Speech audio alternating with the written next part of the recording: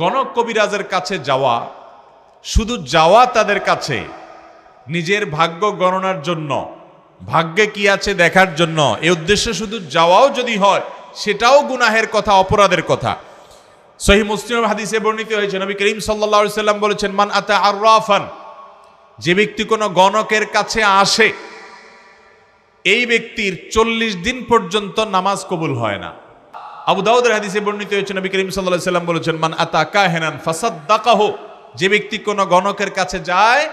এবং গণকে, কবিরাজে তার ভবিষ্যৎ বলে দেয়, তোমার কপালে এটা আছে সেটা আছে ইত্যাদি ইত্যাদি,